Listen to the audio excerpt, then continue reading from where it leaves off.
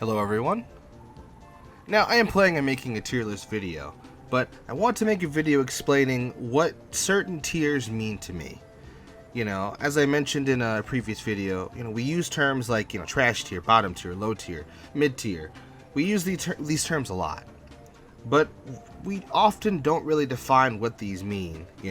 So for example, for a mid tier character, we never really define, obviously the character's literally in the middle of the tier list, but surely, a term like mid-tier or trash tier, these do carry some implications. It's interesting, in Smash 4, the decision was made to abolish bottom tier. And so essentially, when tier lists were made for Smash 4, there was no bottom tier. They made the decision to get rid of that tier. Because again, the wording, bottom tier, has some negative implications to it. And so there is a recognition on some level that certain, tier names and tier placements do have a negative or a positive, meaning behind them. But all that being said, I'm going to go over what these tiers mean to me. I'm going to start all the way at the bottom. I'm going to work my way up. I'm going to try to be fairly detailed about these. Now, when I make my tier list video, I may, reference you to this video, just so you know when I put a character here or there, how I feel about the character.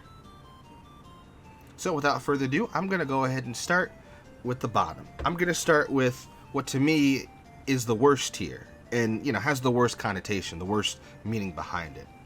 That's trash tier. Now, to me, a trash tier character is a character who doesn't even really function properly. This character, you can't win with this character. There is no way for you to fairly win with a trash tier character. And that to me is that's trash tier, and that's why they're called trash tier. The character's complete and total garbage. They're tools. There's really nothing for you to work with effectively. This is theoretically the worst possible character in Super Smash Bros. History. That's what this spot's reserved for. Those characters who are just ridiculously, unbelievably bad.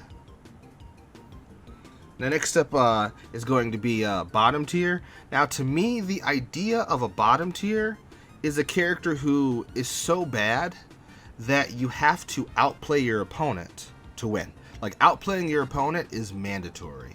You can't win with the character unless you outplay the opponent, because their kit is just that bad. There's no way for you to win without outplaying your opponent, getting some hard reads. It's necessary, because that's just how much the character's kit doesn't really function.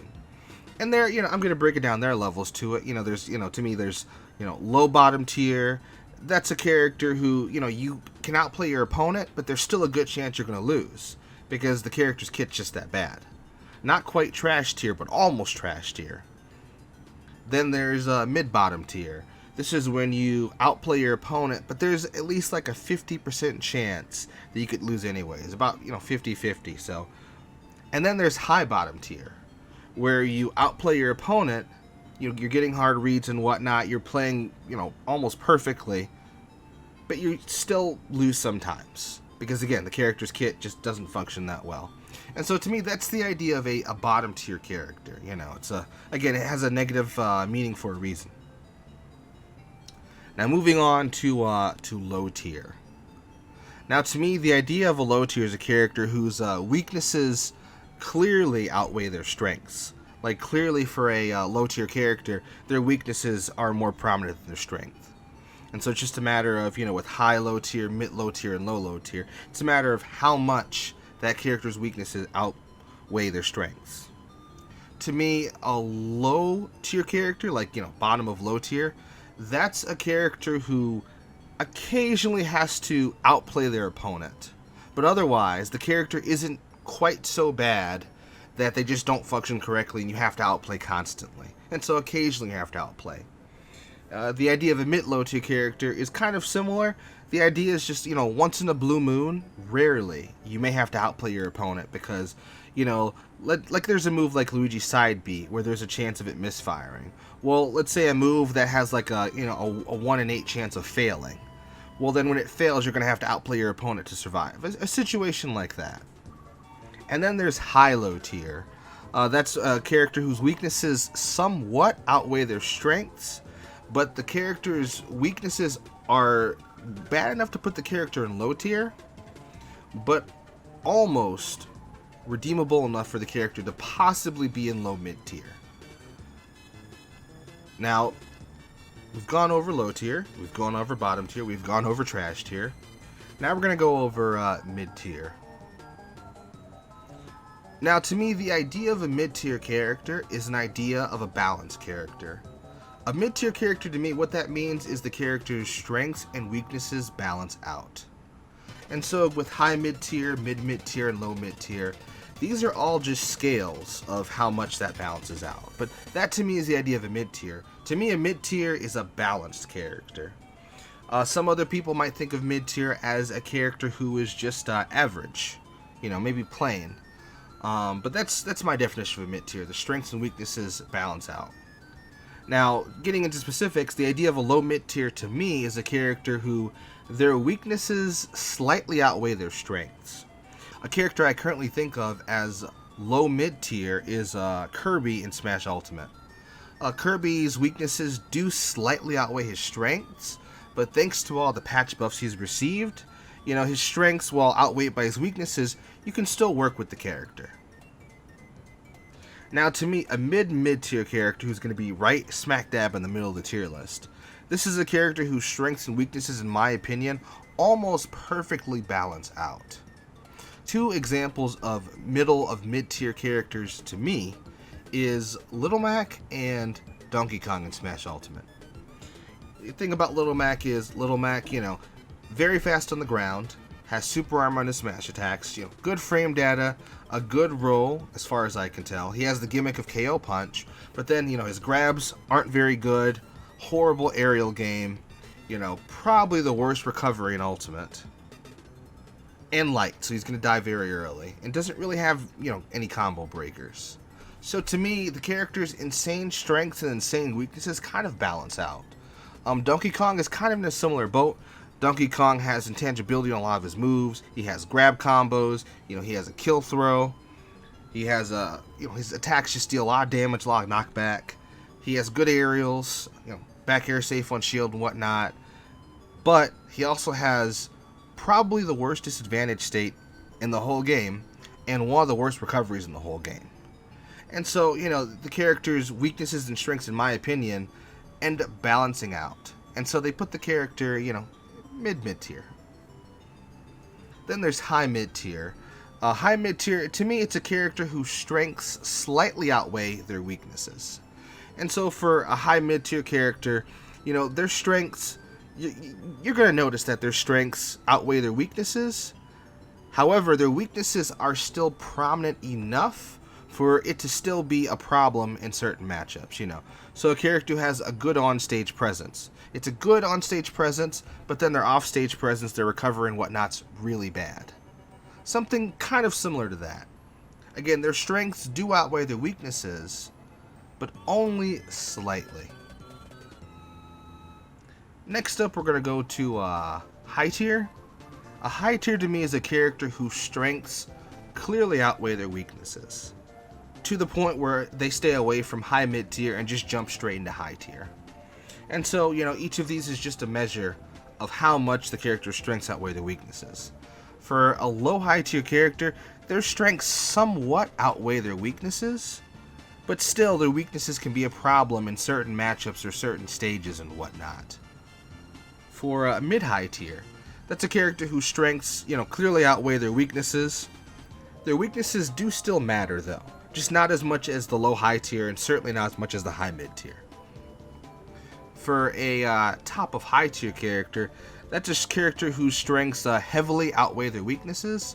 A character that comes to mind for this one is Zero Suit Samus. I think she is probably the best high tier in Smash Ultimate. Her strengths do heavily outweigh her weaknesses, but her strengths aren't quite good enough and her weaknesses aren't quite, insignificant enough for her to be in top tier, in my personal opinion. Alright, now moving on, we're going to go to top tier. Now, to me, the idea of a top tier is a character who either their strengths are so prominent when in their playstyle, or their weaknesses are so insignificant and so hard to exploit that with a top tier character, clearly the character is a cut above the rest of the cast. Think of like Palutena in Smash Ultimate. Clearly she's a cut above the rest of the characters. And so again, there's just the degrees. I'm going to go over high top tier, mid, and then low top tier. So for a low top tier character, again, their strengths, clearly they're a cut above the rest. But their weaknesses can be exploited, by certain characters, certain scenarios, certain matchups, maybe a certain state's positioning. Maybe they're vulnerable to ledge trapping or edge guarding or whatnot. And so while their strengths are pronounced enough to keep them in top tier, they're still at the bottom. And usually these characters struggle against characters who are mid-top tier, because these characters are, they have even better strengths and the weaknesses are, even harder to exploit, even more negligible. Alright, next up is a mid-top tier. This is a character, to me, who their strengths are so prominent that their weaknesses are somewhat negligible. And so their weaknesses, they're kind of specific. I think of a character like, actually, nobody comes to mind. But that's mid-top tier. The idea that the character has only, negligible weaknesses. You can still take advantage of their weaknesses, but they're situational. Now with a high top tier character, that to me is a character, their weaknesses, again, like the mid-top tier, they're negligible. But they're so negligible that their weaknesses only apply in very niche situations. And in a sense, the character's strengths are so pronounced that the high top tier's weaknesses almost don't matter in most situations. And then last, this is again like trash tier. This is a theoretical tier. There's S tier, or you could call it perfect tier. Now this is a character who, to me, is practically perfect. The character has no practical weaknesses at all. Again, this is a theoretical tier. I don't know why Sakurai would ever make a character with no weaknesses. But again, theoretical tier, it is there. It's just that, no characters are in that tier. So, that is what all of these tiers mean to me. Now, what do they mean to you? Feel free to let me know in the comment section. I appreciate you taking the time to watch this video. I've never seen a video like it, so I decided to make it. What'd you think of it? Usually I make some content revolving around allegations, but I want to try something different. I do plan on making a tier list video soon. So let me know what you thought of the video. I'd appreciate a like or even a dislike. If you didn't like the video, I'd appreciate if you subscribed, but if you're not inclined to, that's alright also. Alright, and I hope you have a good day.